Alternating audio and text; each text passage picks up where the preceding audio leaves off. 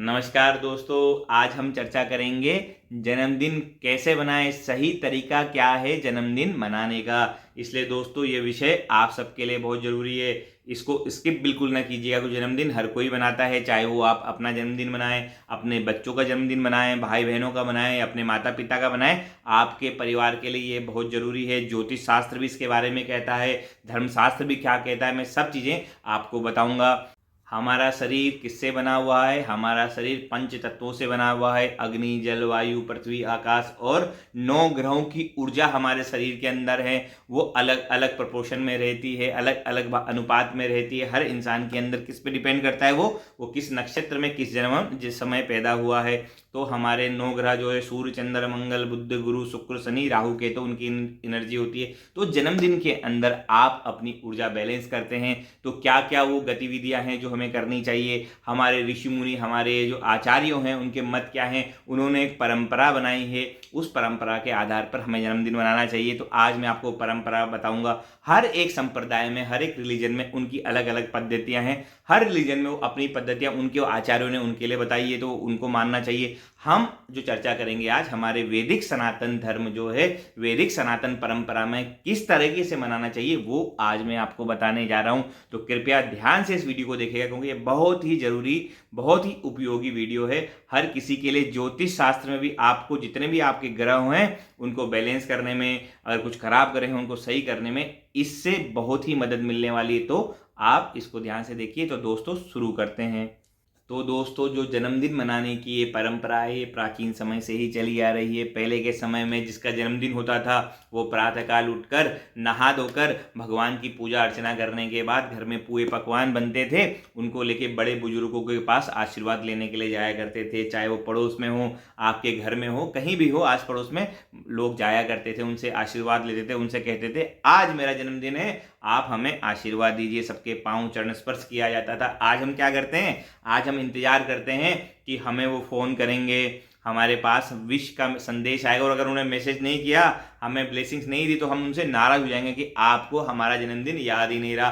पहले हम उनके पास जाया करते थे, आज हम इंतजार करते हैं। दोस्तों कभी भी आशीर्वाद लेने के लिए जन्मदिन में इंतजार मत कीजिए, आप खुद जाइए। किसी की एक्सपेक्टेशन नहीं करनी चाहिए। बड़े बुजुर्ग कोई भी हों, चाहे आपके पड़ोसी हों, आपकी कंपनी में हों, आपके जॉब में आपके बॉस हो जिनको आप मानते हैं, आपके मेंटर हों, आपके गुरु हैं। तो दोस्तों आजकल के गुरु कौन है? जिनके साथ हम काम करते हैं, जिनसे हम काम सीखते हैं। हमारे डॉक्टर जन हो गए, जिनको भी आप जानते हैं, पहचानते हैं, आपके आसपास आप बड़े सज्जन जो गणमान्य व्यक्ति हैं आपके आसपास, उनके पास आप जाइए, उनका आशीर्वाद लीजिए। अगर उनको पता भी नहीं है, अगर उनका मैसेज आ जाता है तो बहुत बढ़िया बात है, नहीं आता है तो आप इंतजार मत कीजिए, आपको उनको मैसेज कीजिए खुद ही। अगर आप व्हाट्सएप में करना चाहते हैं या उनको फ़ोन कर लीजिए, अगर आप उनके पास जा सकते तो आप उनके पास जाकर आशीर्वाद जरूर लीजिए। बड़े लोगों का आशीर्वाद लेना बहुत ज़रूरी है। पहले चीज़ तो आप उसको ध्यान रखनी है। तो जन्मदिन के अंदर कुछ कार्य हैं जो हमें नहीं करने चाहिए और कुछ कार्य हैं जो हमें करने चाहिए, उस पर हम चर्चा करेंगे।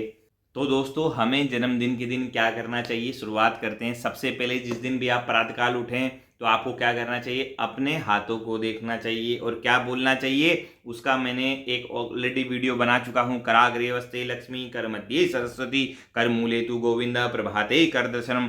इसका मतलब क्या होता है, इसका भावार्थ क्या होता है और ये कितना चमत्कारिक है, इसका ऑलरेडी एक वीडियो है, आप उसको देख लीजिएगा। डिटेल में मैंने उसके बारे में बताया है। तो आप सबसे पहले अपने हाथ देखेंगे, और जिनको मंत्र नहीं आता है या जिसके बच्चे छोटे हैं उनको हाथ तो आप जरूर दिखाइए, उनको उसका भावार्थ बताइए। मैंने वीडियो में डिटेल से वो वीडियो बना रखा है, अभी मैं उसके बारे में चर्चा करूंगा तो काफ़ी लंबा हो जाएगा ये वीडियो। तो आपको हाथ देखने हैं या बच्चों को हाथ दिखाने हैं, उस वीडियो का लिंक मैं आपको डिस्क्रिप्शन में दे दूंगा, आप उसको देख सकते हो। वीडियो देखना बहुत जरूरी है क्योंकि वो चमत्कारिक पंथ है, वो हमारा बेस है, हमारा आधार है। तो सबसे पहले प्रातःकाल उठते आप हाथ देखेंगे, उसके बाद आप स्नान करेंगे।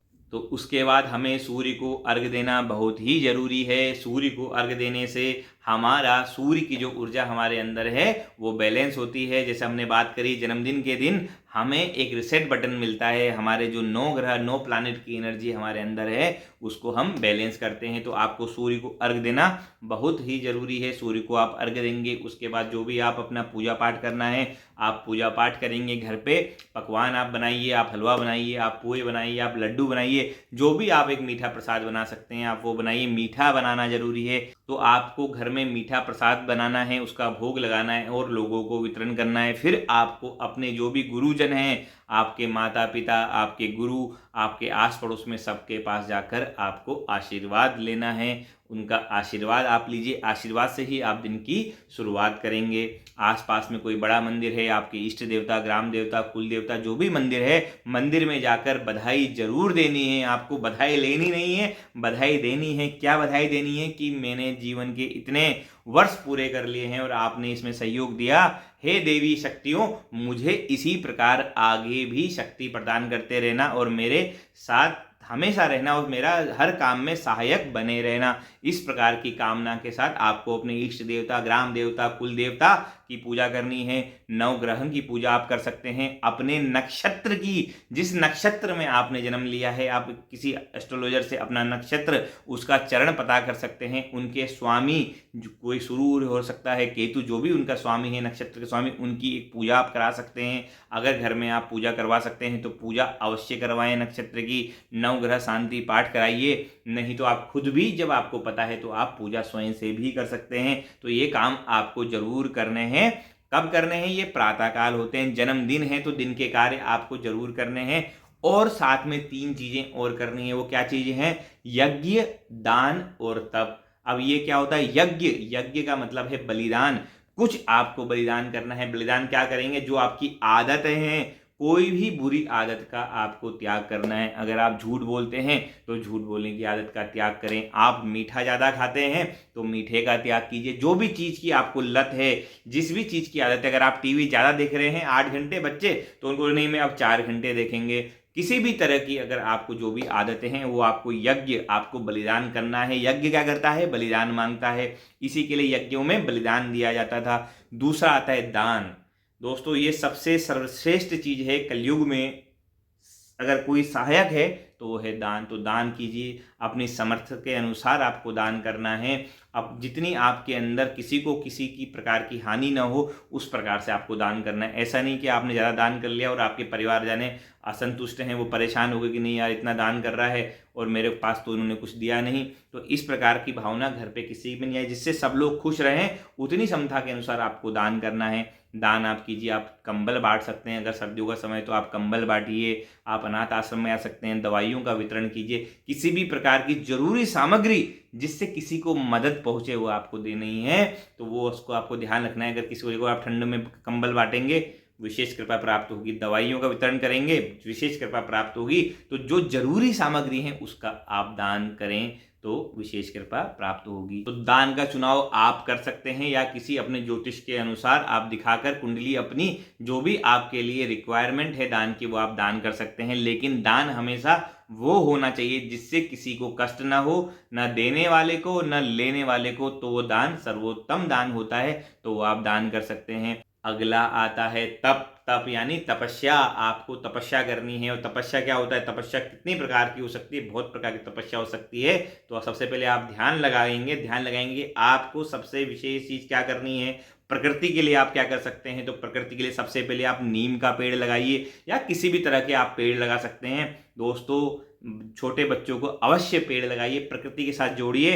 उनका मरकरी प्लैनेट बहुत अच्छा होगा और कभी भी उनको स्किन रोग या किसी प्रकार की उनका इंटेलेक्चुअल समस्याएं ये कभी नहीं आएगी। वो गणित में तेज होंगे, उनकी बुद्धि का विकास होगा। तो दोस्तों, हमेशा जब भी 5 से 8 साल के बच्चे हैं या उससे भी आप भी लगा सकते हैं, किसी का जन्मदिन हो, जन्मदिन के दिन पेड़ लगाने की आदत अवश्य लगाएं।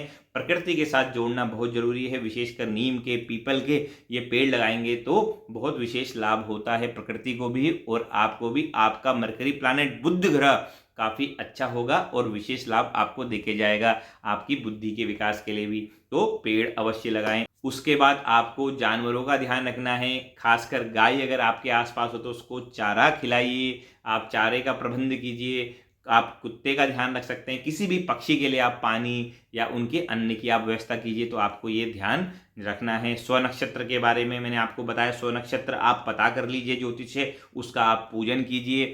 उसके बाद आप घर में कोई अनुष्ठान रख सकते हैं, पूजन रख सकते हैं। किसी विशेष पंडित आचार्य को आप बुलाकर सत्यनारायण कथा रख सकते हैं, सुंदरकांड रख सकते हैं, सुंदरकांड का विशेष फल मिलता है आपके 9 ग्रहों के लिए भी सुंदरकांड रख सकते हैं।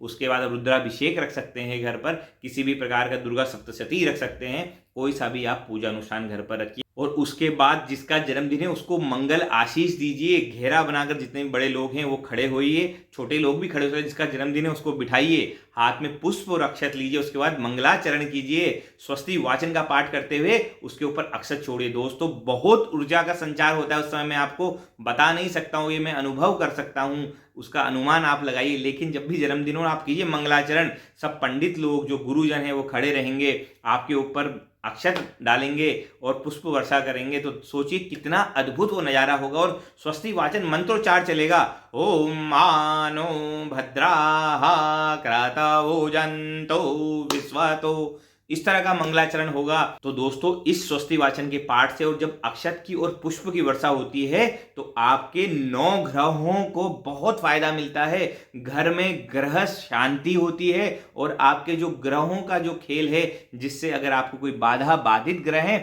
तो वो शांत होंगे और जो ग्रह आपको फायदा पहुंचा सकते हैं उनमें वृद्धि होगी। इसलिए इनको मंगलाचरण कहा जाता है और मंगल ही मंगल होता है, इससे विशेष ऊर्जा का संचार आपके घर में होता है। तो ये जरूर आपको स्वस्ति वाचन का पाठ लेकर मंगल आशीष जरूर लेनी है, अक्षत और पुष्प द्वारा ये कार्य आपको करना है।